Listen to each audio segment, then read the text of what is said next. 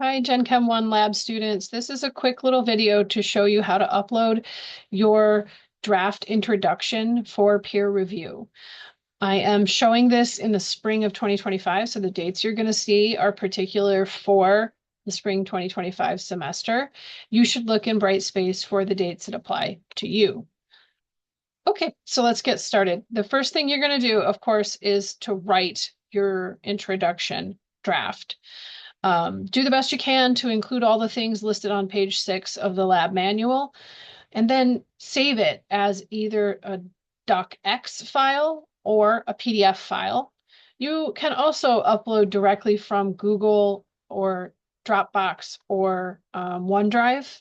I haven't really messed with that a lot, but I know that it's a feature that I'll show you. So then you'll log in to your Brightspace page for your lab site. This is a fake student, not any particular student. So don't worry, I'm not going to show anyone's work or grades. You're going to go into the lab site, and then you will click on Lab Reports/Assignment. Then you'll scroll down to the one that's listed for Silver Braze Draft Introduction. And when you click on this, it's going to open an app that looks kind of like a Dropbox section. And so what you'll do is upload your submission. You can type the submission into this, but it's hard to see it later on, so I don't recommend doing it that way. I think it's better to upload your file. If your file does not have your name in the typed part of the document, it will be anonymous to the people, to your classmates doing your peer review. I will know who wrote it, and I will also provide review commentary for you, but otherwise it's anonymous. And I have to know who it is so that I can give you a grade for submitting a peer review draft.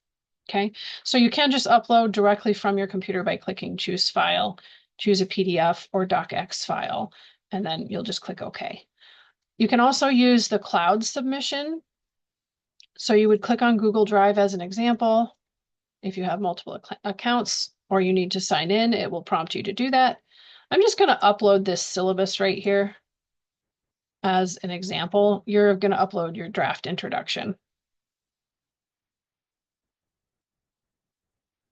You can tell this is the fastest way to accomplish anything. Okay. Once it generates this preview, wow, my syllabuses have lots of words. Once you have this preview, you can click submit to turn it in. And you'll see this check mark letting you know you have accomplished that. So you need to do that by the due date for the draft. There are no late acceptances here because once the peer review options begin, you can't submit a draft. It's just a limitation for the way these software programs work.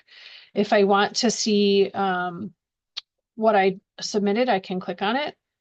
And yeah, so that's all there is to step one.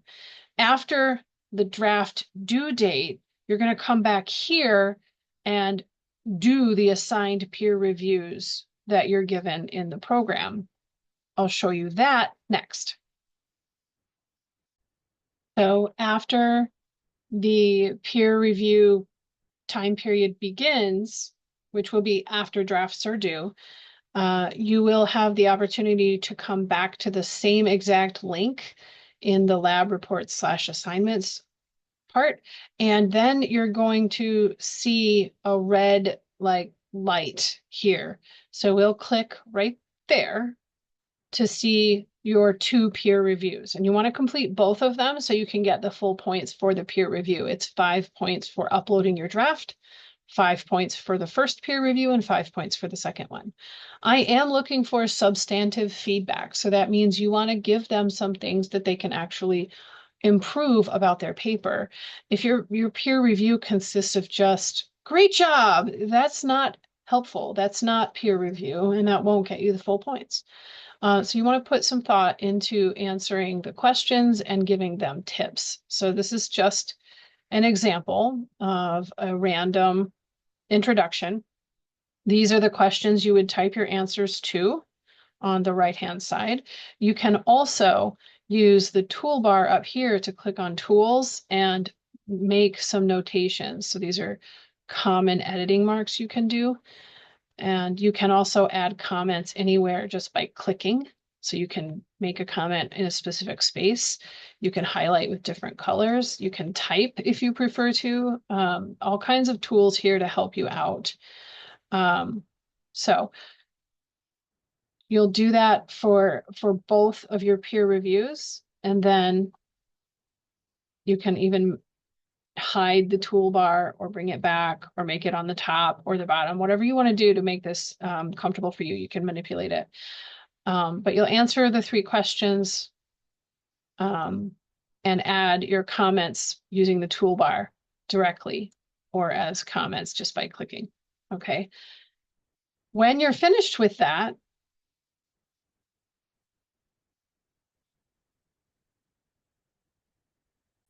I just filled in, random examples. You'll put actual thoughts and helpful ideas in each of these text boxes on the right or wherever you put the toolbar. So once I've done my editing and I've answered these questions, I will click submit. If this takes you a little bit of time and you get interrupted, you can save and then come back to it. So long as you complete the assignment within the due date, you're good to go.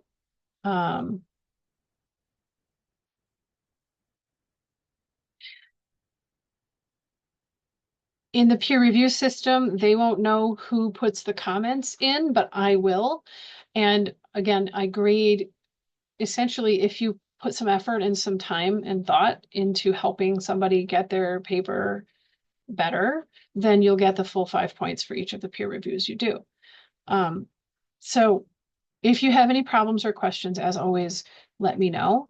Do remember, even though the due dates might be on the weekend because of various scheduling issues, I don't really check my email on the weekends and definitely not in the middle of the night. So if you are worried about having any kind of technical issues, I recommend doing this during the week when I can help you, or even coming to office hours and I can help you there. Okay. I hope this helps you and good luck.